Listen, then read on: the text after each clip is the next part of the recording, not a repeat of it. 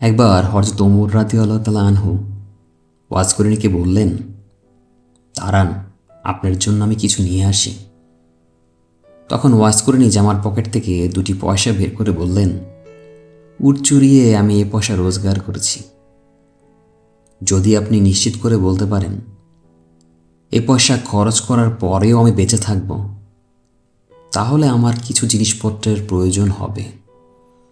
তার মানে জীবন কখন শেষ হয়ে যায় কেউ জানে না। সুতরাং কোনো কিছু সঞ্চয়ের প্রশ্নই আসে না। অর্থাৎ খলিফার কাছ থেকে ওয়াইসকরণী কিছু নিতে অস্বীকার করলেন। পরে আলী এবং ওমরের উদ্দেশ্যে বললেন, এখানে আসার জন্য অনেক দুঃখ কষ্ট পেয়েছেন, আমিও আপনাদের কম দুঃখ দেইনি। আশা করি আমার অপরাধ ক্ষমা করবেন। এখন আপনারা বিদায় গ্রহণ করুন। রোজ কিয়ামত খুব কাছে। আল্লাহর রহমতে সেদিন আবার দেখা হবে, আর তখন আমাদের সান্নিধ্য সংস্পর্শ দীর্ঘস্থায়ী হবে। আমি এখন আখেরাতের পাথেয় সংগ্রহে খুবই ব্যস্ত।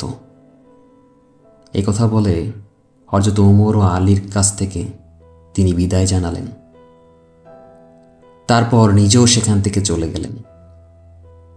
বস্তুত এই সাক্ষাতের পর থেকেই হযরত ওমর এবং হযরত আলী এর মধ্যে ওয়াজকরণীর নাম চারদিকে ছড়িয়ে পড়ে। আর এর জন্য আত্মনিবেদিত দরবেশের গোপন গভীর নীরব সাধনায় বিঘ্ন দেখা দিল। তখন তিনি ওই এলাকা ত্যাগ করে কুফায় চলে যান। শোনা যায় এরপরে হারাম ইবনে জামান ছাড়া আর কেউ তাকে দেখেনি। সুবহানাল্লাহ, সুবহানাল্লাহ, সুবহানাল্লাহ।